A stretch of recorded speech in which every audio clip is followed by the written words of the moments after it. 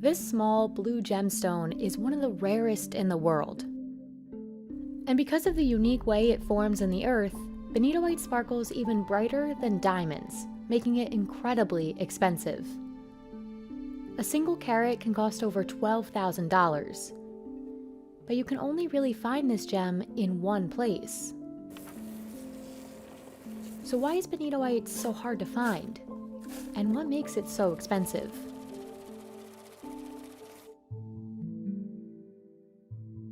How is benitoite different from other gemstones? It has a brighter vitreous luster. That means it looks like glass, but brighter, shinier. It also has a high dispersion, or fire, meaning it can sparkle more than other gemstones.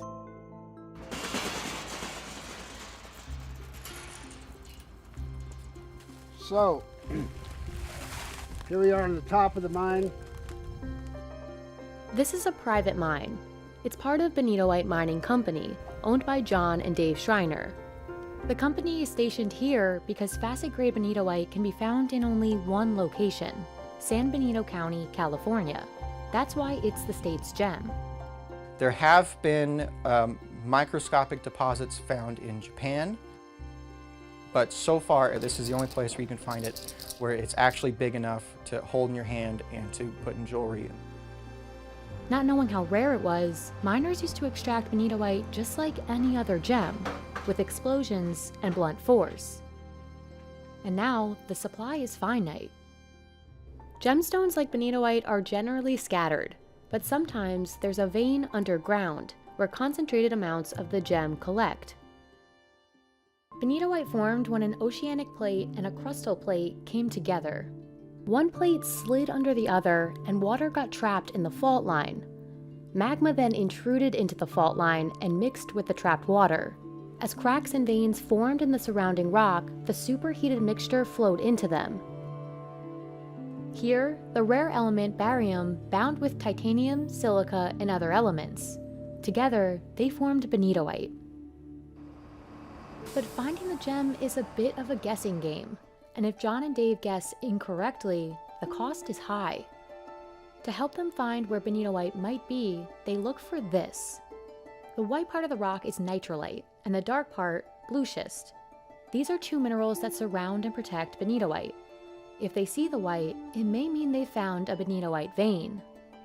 And when the vein breaks out onto the surface, it's referred to as an outcrop.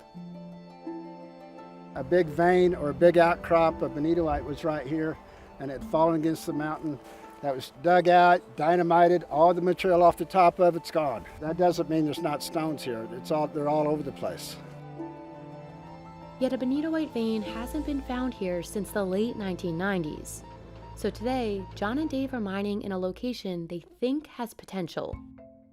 They have to narrow down where they think the vein is, because excavating and drilling is expensive, and they can't afford to be wrong. Core drilling alone will cost them $200,000. Funding is always an issue. Mining is not a cheap venture. Normally that's what's holding us back, just having the funds to actually move forward. So as they work up to that funding, they're also working to confirm exactly where the vein is. After they load all the material they excavated, they can begin processing it to see if there's a concentration of benitoite. That starts with sorting. This is the first stage of the wash plant. Right over here is where the material gets dumped in originally. So everything above 1.5 inches gets stopped right there.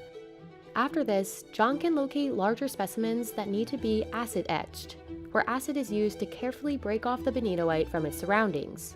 They also screen for everything under an 1/8 inch, and the sorting material goes up a long conveyor belt to be washed in the trammel. The trammel shakes and cleans the rocks before they hit the blacklight room.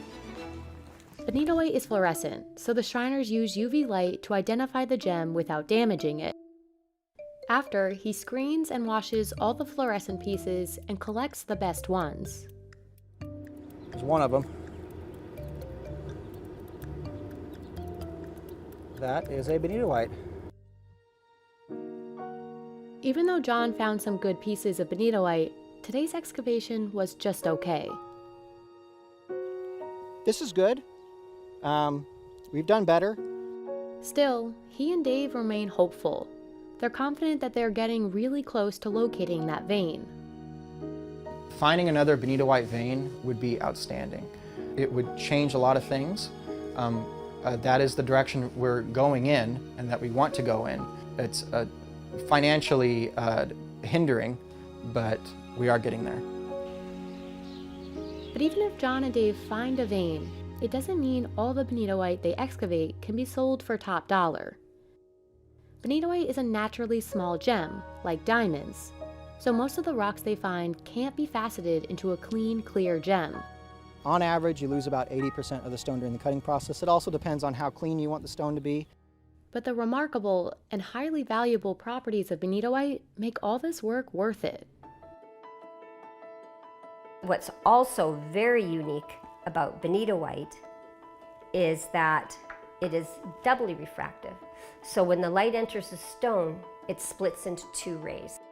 This creates a doubling effect, giving Benitoite a complex internal appearance. Yet on the surface, it looks like light bounces off the gem on all sides. The depth these qualities create is enriched by the stone's color, which shows in the price. In a colored gemstone is color.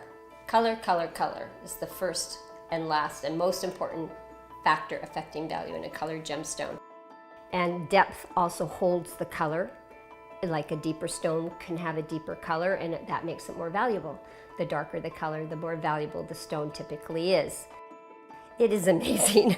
Anytime you look at something like this and you think, how in the world did this ever happen? That I could be holding something in my hand that represents such an amazing geological formation and event, and what had to happen for all of this to occur.